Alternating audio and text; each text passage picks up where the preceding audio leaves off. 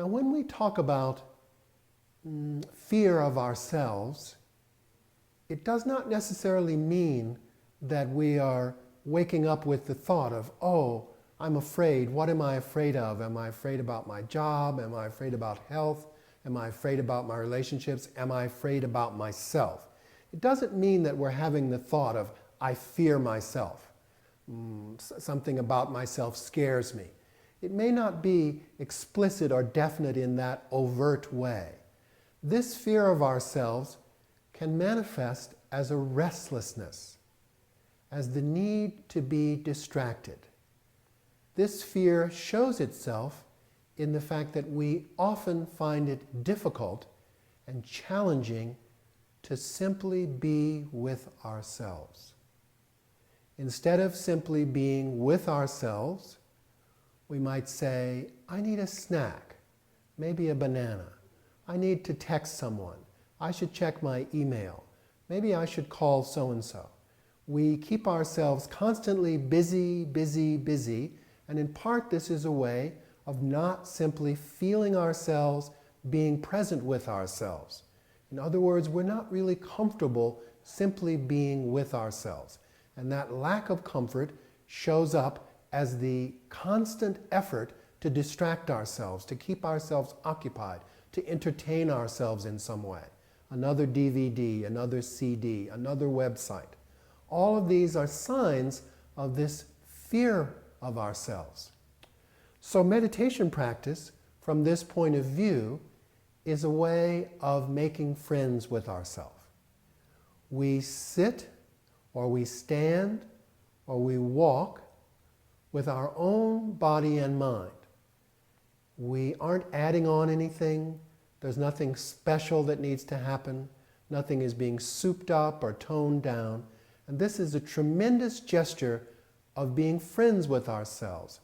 If there are fears that percolate up, that bubble up as we're standing meditation, which we're going to do in a moment or so, and which I'm going to suggest as the practice for this week, between this day and 1 week from today and the next session together, I'm going to ask that you practice standing mindfulness meditation, mindfulness of standing.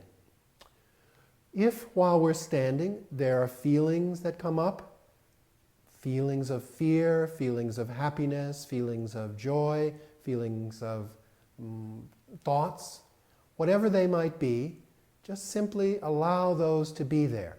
And that's part of what we mean by making friends with ourselves in this broad, expansive way.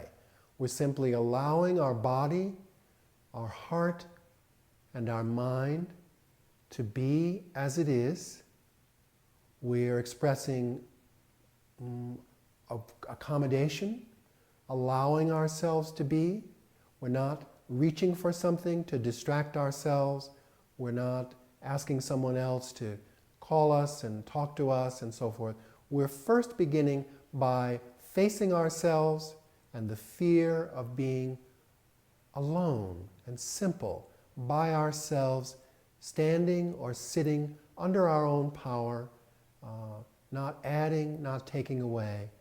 There is a great deal of dignity and steadiness in this basic fearlessness. You could say this is the first fearlessness, the basic fearlessness of being able to be with ourselves. This isn't the whole picture. This is only the first week. There are 3 more weeks to go. And we will definitely include engaging with others, interacting with others, caring for others. This compassion is, of course, at the heart of the Buddhist path.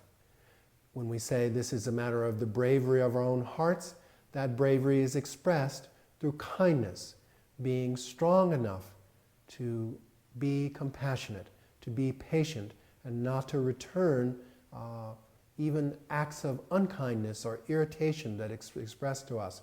Being brave enough to be patient, to be kind, to be compassionate.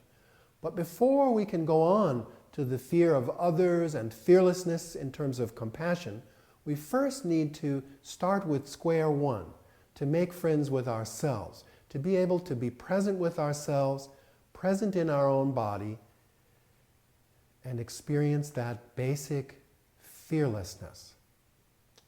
So we have a practice for encouraging this, which is the practice of standing meditation, mindfulness of the body standing. So wherever you are now, at your desk or sitting in a chair or sitting on a zafu, a cushion, whatever it might be, I'm going to ask you to stand up, and I will give brief instructions in standing meditation, and then that's what I'll ask you to do for 10 minutes each day for this retreat. Each day, if you could find 10 minutes in the morning or 10 minutes in the evening to practice standing meditation. If every day doesn't work for you, then do it every other day. Every other day, have some period of standing mindfulness meditation. So now please, let's stand.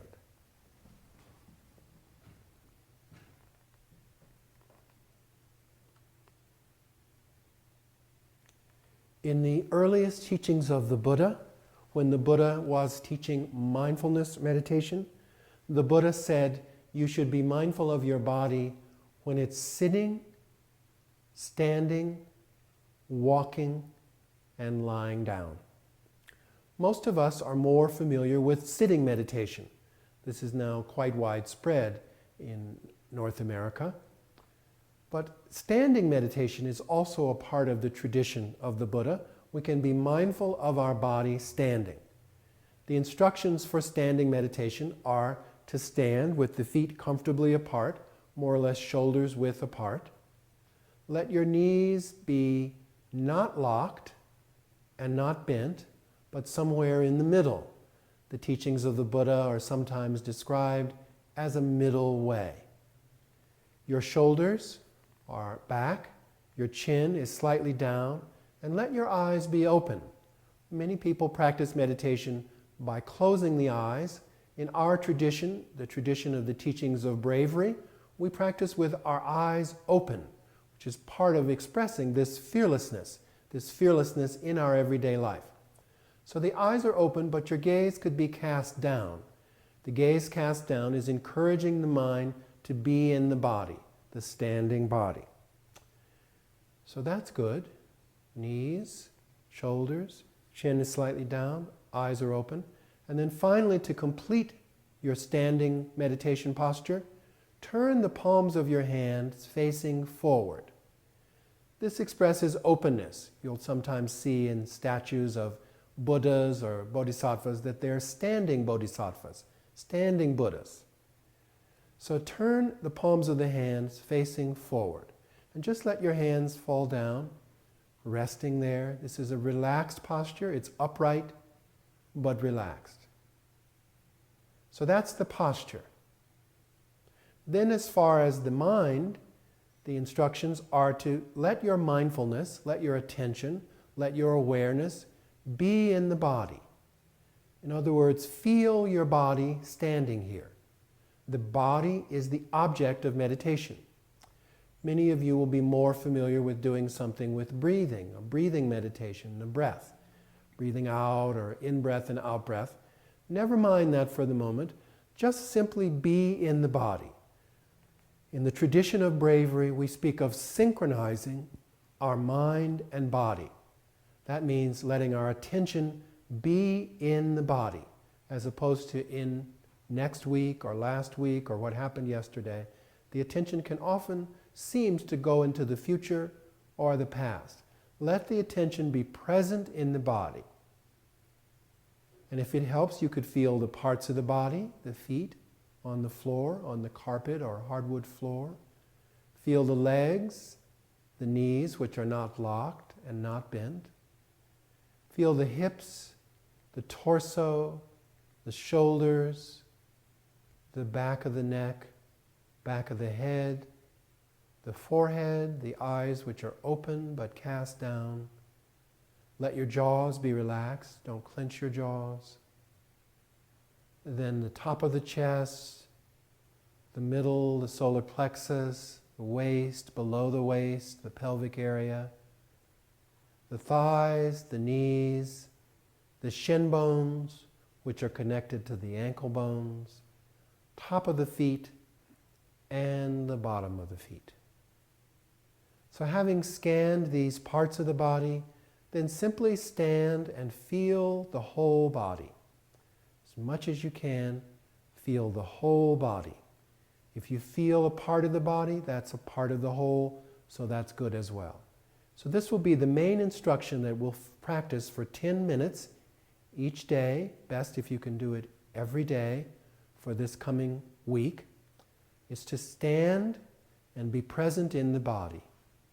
When you find that your attention has gone elsewhere, you're thinking about what you're going to do later in the evening, you're thinking about being out with friends last week, simply notice that, and in as friendly a manner as possible, bring your attention back to feeling the body. So good luck with this. Practice during the week. This will be the basis of our first fearlessness, overcoming the fear of being with oneself and being present in one's body. Thank you.